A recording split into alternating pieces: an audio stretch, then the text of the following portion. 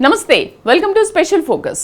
గతమెంతో ఘనం, వర్తమానం భయంకరం, మరి భవిష్యత్ అంటే బ్రహ్మాండం అంటోంది తెలంగాణ ప్రభుత్వం. నిజమే, మూసీ నది ఆధారంగా విస్తరించిన హైదరాబాద్ మహానగరం ఆ తర్వాత అదే నదిని బలి తీసుకుంది, కాలుష్య కాసారంగా మార్చేసింది. ఒకప్పుడు బంగారు పంటలు పండిన చోటే ఇప్పుడు ముక్కు మూసుకోక తప్పని పరిస్థితి.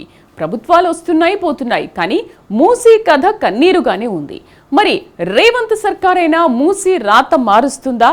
చెప్పినట్లుగానే సుందరీకరణ చేసి అద్భుతాన్ని ఆవిష్కరిస్తుందా? ఈ క్రమంలో అడ్డంకుల్ని అధిగమించే దారులేవి? ఈ అంశాలపైనే ఇవాళ స్పెషల్ ఫోకస్.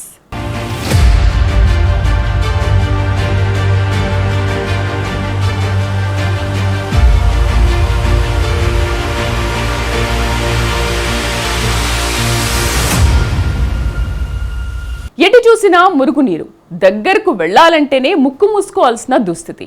ప్రస్తుతం మూసీ నది గురించి చెప్పాలంటే ఈ రెండు మాటలు చాలు. శతాబ్దాల చరిత్ర ఉన్న మూసీ ఇప్పుడంటే ఇలా ఉంది, కానీ గతంలో మాత్రం ఎంతో స్వచ్ఛంగా ఉండేది. బంగారు పంటలకు కేంద్రంగా వెలసింది. అందుకే భాగ్యనగరం ఈ నది చుట్టూ విస్తరించింది. కానీ రాను రాను పరిస్థితి పూర్తిగా మారిపోయింది. గతమెంతో ఘనం, వర్తమానం భయంకరం. శతాబ్దాల చరిత్ర ఉన్న మూసీ నది ప్రస్తుత పరిస్థితి అచ్చంగా ఇదే.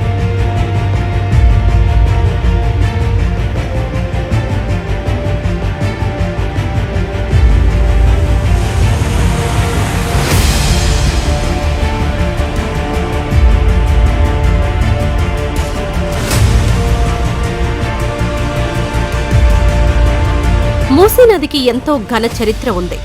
అసలు భాగ్యనగరం విస్తరించిందే మూసీని ఆధారంగా చేసుకునే. వికారాబాద్ జిల్లాలోని అనంతగిరి కొండల్లో పుట్టి 240 కిలోమీటర్ల మేర పారుతూ చివరకు నల్గొండ జిల్లా వాడపల్లి వద్ద కృష్ణానదిలో కలుస్తుంది.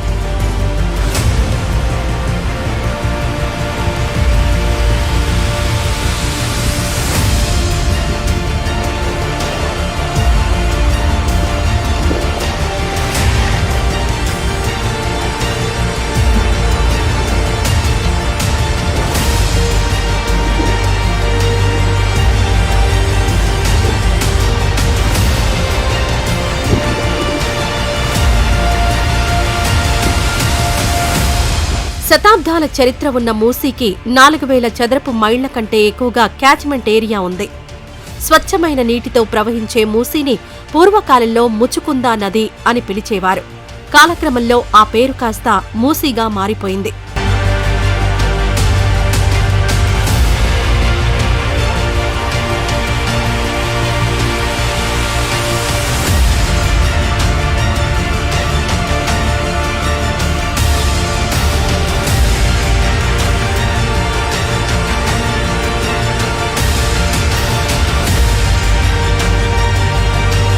హైదరాబాద్లో మూసీ నది సుమారు 35 కిలోమీటర్లకు పైగా ప్రవహిస్తోంది.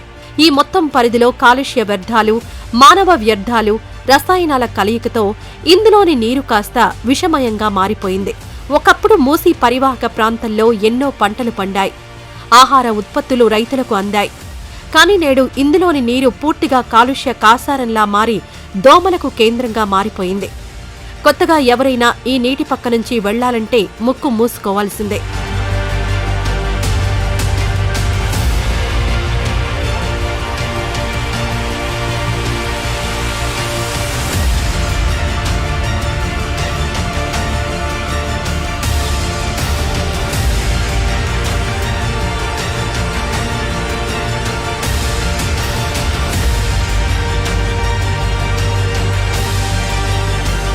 మూసీ నదిలో పొల్యూషన్ ఏ ఏటికాయేడు పెరిగిపోతోంది.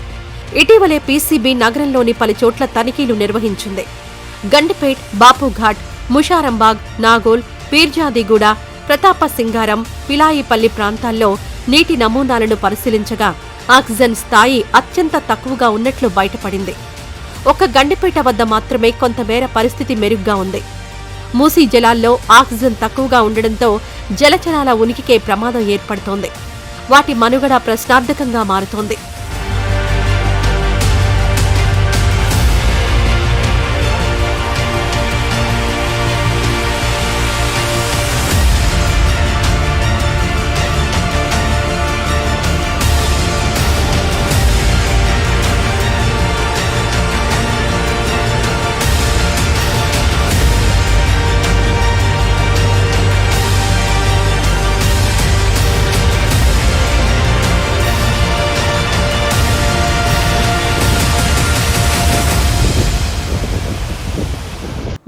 నగరానికి ఒకప్పుడు వరప్రదాయనిగా ఉన్న మూసి ఇప్పుడు మురుగు కాల్వగా ఎందుకు మారింది?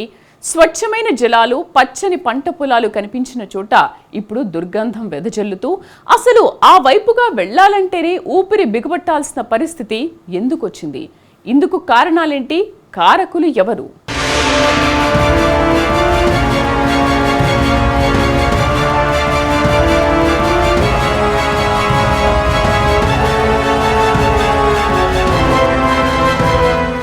శతాబ్దాల నుంచి భాగ్యనగరం రోజురోజుకు విస్తరిస్తోంది అంటే అందులో మూసీ నది పాత్ర ఎంతో ఉంది. హైదరాబాద్ ప్రజల దాహార్తిని తీర్చడంతో పాటు ప్రజల జీవితాల్లో ఎన్నో వెలుగులు నింపింది మూసీ.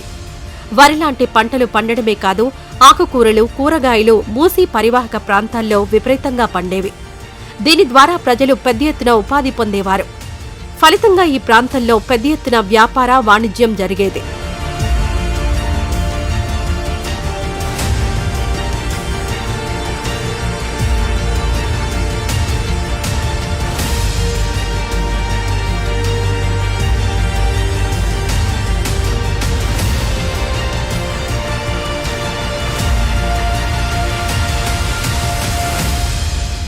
కానీ కాలం మారుతున్న కొద్దీ పరిస్థితుల్లోనూ మార్పు రావడం మొదలైంది. హైదరాబాద్ కాస్త పట్టణీకరణ నుంచి నగరీకరణ దిశగా మారడంతో పెద్ద ఎత్తున నివాసాలు, పరిశ్రమలు ఏర్పాటయ్యాయి. అప్పటి వరకు వందలు, వేలల్లో ఉన్న జనం కాస్త లక్షల్లోకి చేరారు.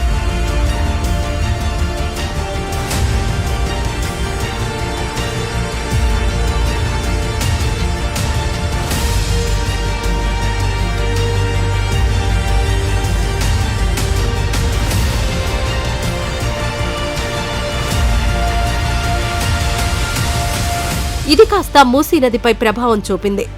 మొదట్నుంచి మంచి వ్యాపార కేంద్రం కావడంతో మెల్లగా ఆక్రమణలు మొదలయ్యాయి.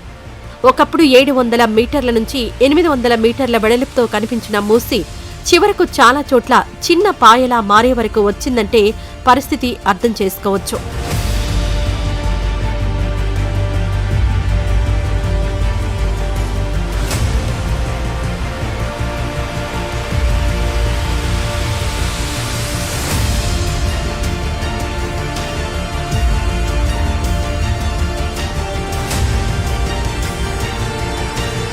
పారిశ్రామిక వ్యర్థాలు, మానవ వ్యర్థాలు ఇతరాత్రా కలిపి ప్రస్తుతం మూసీలోకి ప్రతిరోజు 1400 మిలియన్ లీటర్ల మేర మురుగు వచ్చి చేరుతోంది.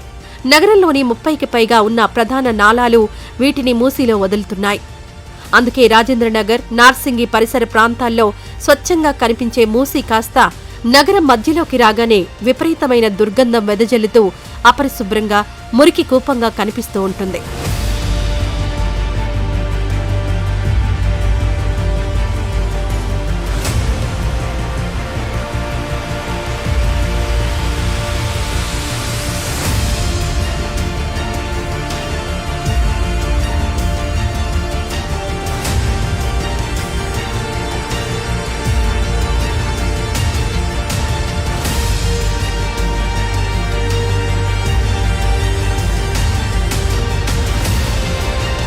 వాస్తవానికి అత్తాపూర్, అంబర్పేట్, నాగోల్, నల్లచెరువు ప్రాంతాల్లో మురుగునీటిని శుద్ధి చేయడానికి సివరేజ్ ట్రీట్మెంట్ ప్లాంట్లున్నాయి. కానీ ఇవి కేవలం 650 మిలియన్ లీటర్ల నీటిని మాత్రం ఫిల్టర్ చేస్తున్నాయి. ఫలితంగా సగానికి పైగా మురికి నీరు మూసీలో యథావిధిగా ప్రవహిస్తోంది.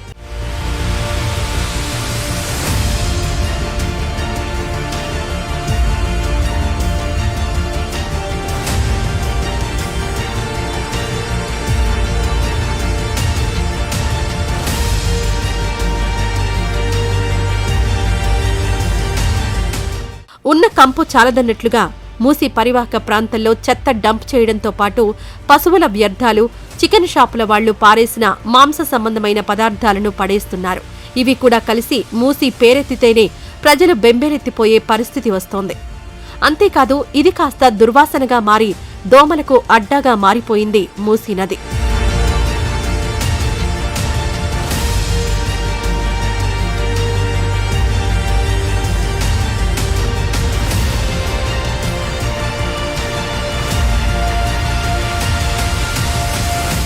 ఒకప్పుడు ఎంతో విశాలంగా నిండుకుండలా కనిపించేది మూసీ.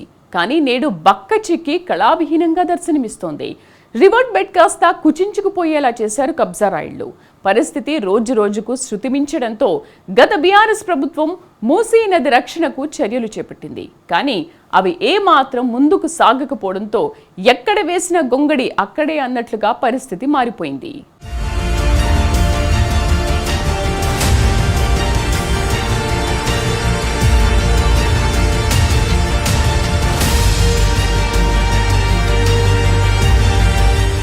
మారుతున్న పరిస్థితులకు తగినట్లుగా హైదరాబాద్ సిటీ విస్తరించింది.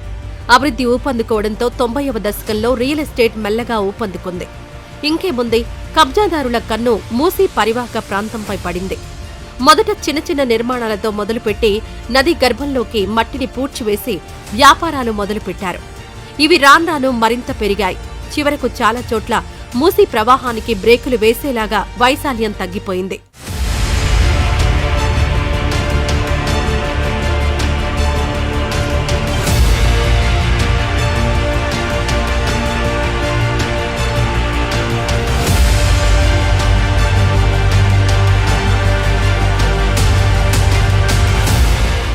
కొందరు అక్రమార్కులు మరింతగా బరి తెగించారని చెప్పాలి.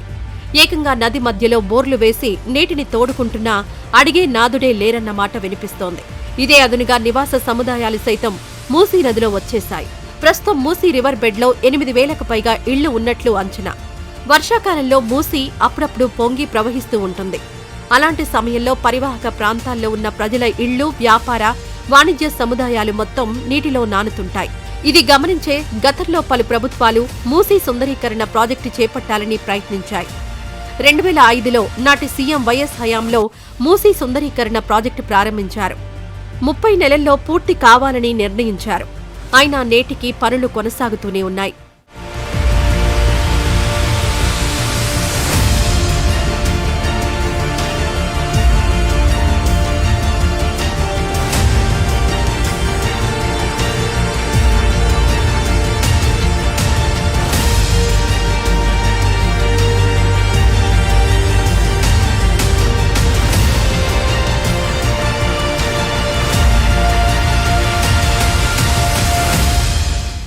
వాటర్ వర్క్స్ ద్వారా 376 కోట్లు, జీహెచ్ఎంసీ నుంచి 32 కోట్ల మేర నిధులు మూసీ సుందరీకరణ కోసం ఖర్చు చేశారు.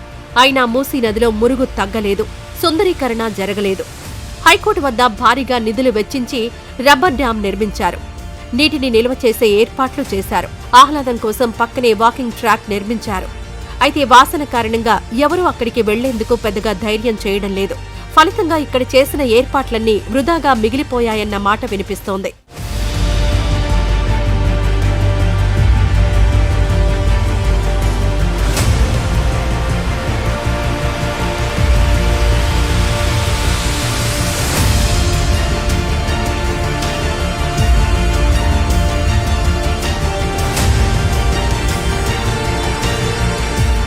తెలంగాణ రాష్ట్రం ఏర్పాటయ్యాక రాష్ట్రంలో 2014లో బీఆర్ఎస్ ప్రభుత్వం ఏర్పాటైంది. అప్పుడు మూసీ సుందరీకరణ ప్రయత్నాలు కొంత జోరుగా సాగాయి. ప్రధానంగా జీహెచ్ఎంసీ, వాటర్ బోర్డు అధికారులతో కలిసి నగరానికి చెందిన గులాబీ పార్టీ ప్రజాప్రతినిధులు గుజరాత్లోని సబర్మతి రివర్ను సందర్శించారు. అక్కడి మాదిరిగానే నగరంలోని మూసీని డెవలప్ చేయాలని భావించారు. 13,000 కోట్లతో వివిధ ప్రాజెక్టులు చేపట్టి అభివృద్ధి చేయాలని ప్రణాళికలు రూపొందించారు.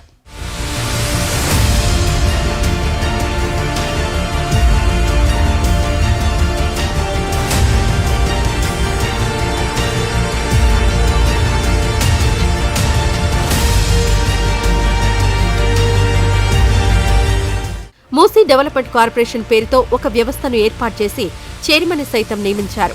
మూసీలోకి మురుగునీరు చేరకుండా శుద్ధి చేసేందుకు ఎస్టీపీల నిర్మాణం చేయాలని భావించారు. వాటి మెయింటెనెన్స్తో పాటు సివరేజ్ ట్రీట్మెంట్ ప్లాంట్ల ఆధునీకరణతో పాటు మొత్తం సుందరీకరణ చేపట్టాలని డీపీఆర్ సైతం సిద్ధం చేయించారు. ఇక ప్రభుత్వం గ్రీన్ సిగ్నల్ ఇవ్వడం, పనులు ప్రారంభం కావడమే ఆలస్యమని అంతా అనుకుంటున్న వేళ రాష్ట్రంలో ప్రభుత్వం మారిపోయింది. పరిస్థితి అంతా మళ్లీ మొదటికొచ్చేసింది.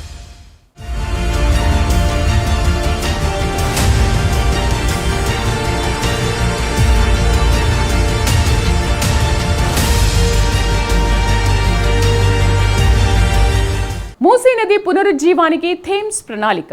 అవును, కొత్తగా వచ్చిన రేవంత్ రెడ్డి ప్రభుత్వం ప్లాన్ ఇదే. మరి ముఖ్యమంత్రి ఆశించిన మేర ఆయన ప్రణాళికలు సాగుతాయా? ఆక్రమణలు తొలగించి మూసిని మునుపటిలా స్వేచ్ఛగా ప్రవహించేలా చేయడం అయ్యే పనేనా? ఈ క్రమంలో ఎదురయ్యే ఇబ్బందులు, సవాళ్ల మాటేంటి?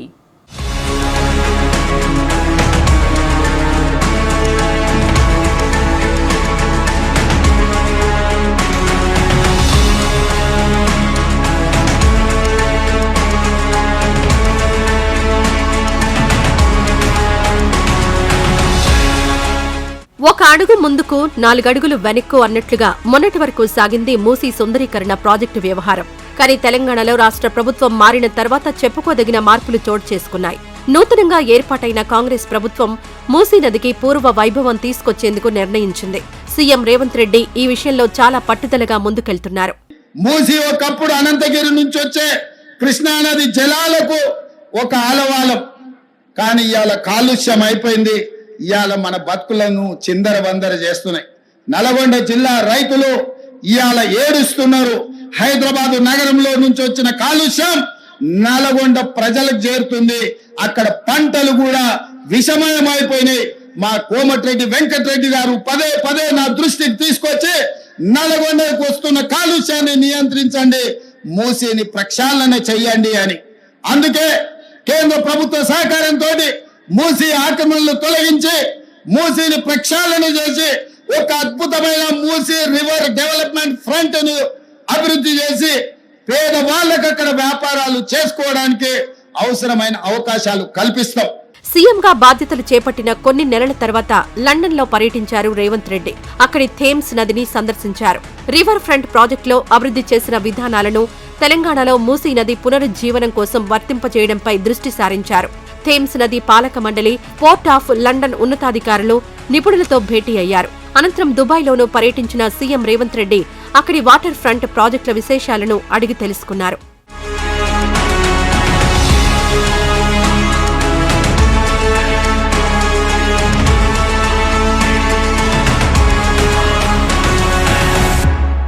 అన్నింటిపైనా సమగ్రంగా అధ్యయనం చేయాల్సిందిగా అధికారులను ఆదేశించారు ముఖ్యమంత్రి రేవంత్ రెడ్డి.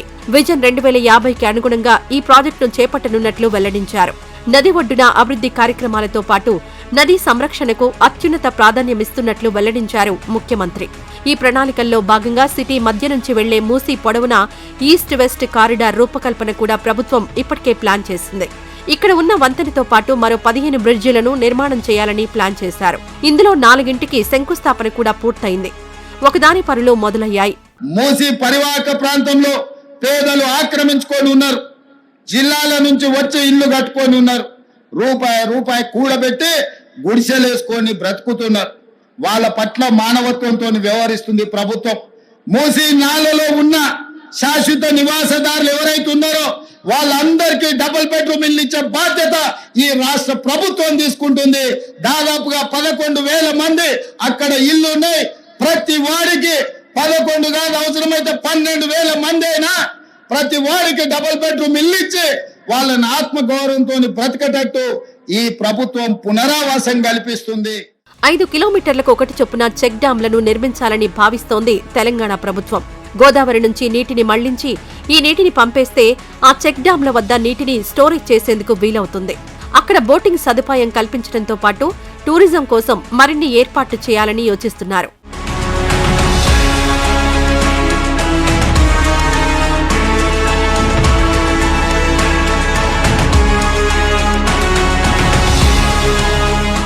మూసీ సుందరీకరణ కోసం ప్రణాళికలు చేయడమే కాదు, ప్రయత్నాలను మొదలుపెట్టింది తెలంగాణ ప్రభుత్వం. ఇందులో భాగంగా మూసీ పరివాహక ప్రాంతాల్లోని నివాసాలను తొలగించే పనులకు రెడీ అవుతోంది. ఇప్పటికే అత్తాపూర్, ముషారంబాగ్, ఫణిగిరి కాలనీ సహా పలుచోట్ల FTL బఫర్ జోన్లలో ఉన్న నిర్మాణాలను మార్కింగ్ చేయడం ప్రారంభించింది. దీంతో స్థానికంగా ఉన్న నిర్వాసితులు తీవ్ర ఆగ్రహం వ్యక్తం చేస్తున్నారు.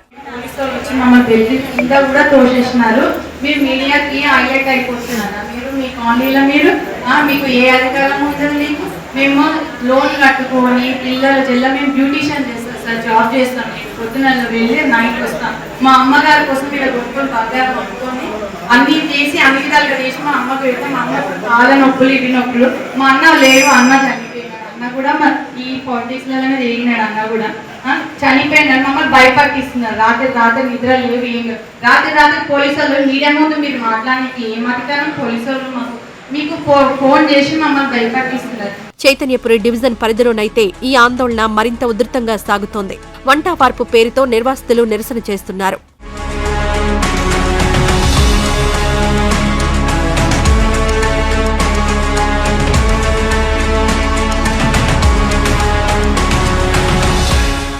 సరైన ప్రత్యామ్నాయాలు, ఇతర సౌకర్యాలు కల్పించకుండా ఉన్నపళంగా ఖాళీ చేయాలంటే పరిస్థితి ఏంటని ప్రశ్నిస్తున్నారు విపక్ష నేతలు. ఇప్పటికే మూసీ పరివాహక ప్రాంతంలో పర్యటించిన బీఆర్ఎస్, బీజేపీ నేతలు రేవంత్ సర్కార్పై విమర్శలు గుప్పిస్తున్నారు. ప్రధానంగా విపక్ష బీఆర్ఎస్ అయితే మరింత దూకుడుగా వ్యవహరిస్తోంది. మూసీ ప్రాజెక్టు పేరుతో భారీ ఎత్తున అవకతవకలకు కాంగ్రెస్ ప్రభుత్వం పాల్పడుతోందని ఆరోపిస్తోంది. కొనుక్కున్న భూములు ప్రభుత్వమే రిజిస్ట్రేషన్ చేసింది, ప్రభుత్వమే మున్సిపాలిటీ అనుమతి ఇచ్చింది, ప్రభుత్వమే విద్యుత్ కనెక్షన్ ఇచ్చింది, ప్రభుత్వమే వాటర్ కనెక్షన్ ఇచ్చింది. వాళ్ళు ప్రతి సంవత్సరం ట్యాక్స్ కడతా ఉన్నారు. అటువంటి వాళ్ళను కూల్చేసేటువంటి కార్యక్రమం ఇవాళ ప్రభుత్వం మానుకోవాలన్నదే బీఆర్ఎస్ పార్టీ చెప్తా ఉంది. ఇందిరమ్మ రాజ్యం అంటే మరి గరీబో హటావ్ అంటారు, కానీ మీరేం చేస్తున్నారు? గరీబోంకో హటావ్ అనే విధంగా ఇవాళ కాంగ్రెస్ పార్టీ పనిచేస్తూ ఉంది. మీరు పేదలకు కూడు గుడ్డ నీడ కల్పించాలని ఇందిరమ్మ చెప్తే, ఇందిరమ్మ రాజ్యం అని చెప్పుకునే మీరు పేదల యొక్క వాళ్ళ కూడును గూడును మీరు ఇవాళ దూరం చేసేటువంటి ప్రయత్నం ఏదైతే చేస్తున్నారో దాన్ని మానుకోవాల్సినటువంటి బాధ్యత ఇవాళ కాంగ్రెస్ పార్టీ మీద ఉంది. కాంగ్రెస్ ప్రభుత్వం మాత్రం మూసీ నిర్వాసితులు ఎవరూ భయపడాల్సిన పని లేదని భరోసా ఇస్తోంది. ప్రతి ఒక్కరిని ఆదుకుంటామని చెబుతోంది. ఇందులో భాగంగా ఇళ్లు కోల్పోయే వారికి డబుల్ బెడ్రూమ్ ఇళ్లను కేటాయించనున్నట్లు ఇప్పటికే చెబుతున్నారు ప్రభుత్వ పెద్దలు. గత ప్రభుత్వం నిర్వాకం వల్లే మూసీకి ఇలాంటి పరిస్థితి వచ్చిందని మండిపడుతున్నారు. మూసీ సుందరీకరణకు సంబంధించి ఈరోజు ప్రపంచ బ్యాంక్ ప్రతినిధులతో వారి అధ్యక్షులతో కూడా మాట్లాడి ఈరోజు ఈ నగరానికి సంబంధించిన మూసీ నది నల్గొండ జిల్లా వరకు కూడా ఆ ప్రాంత రైతులకు కానీ ఇక్కడున్న నీటి వనరులను పెంచడానికి కానీ ఉపయోగపడే కార్యక్రమం జరుగుతుంది.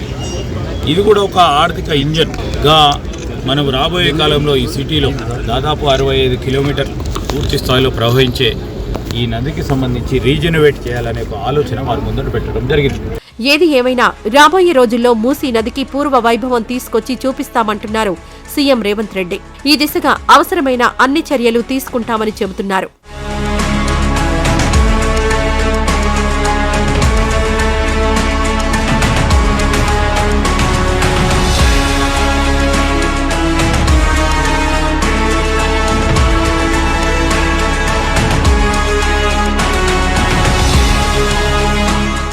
శతాబ్దాల చరిత్ర ఉన్న మూసీ సుందరీకరణ అంటే ఆషామాషీ వ్యవహారం కాదు, అదో బృహత్తరమైన యజ్ఞమనే చెప్పాలి.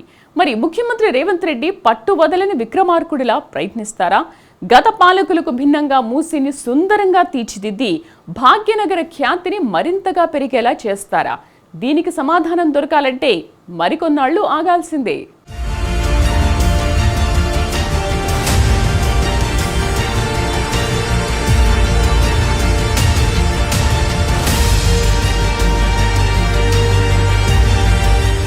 ఇది వాళ్ళ స్పెషల్ ఫోకస్. మరొక అంశంతో మళ్ళీ కలుద్దాం. నమస్తే.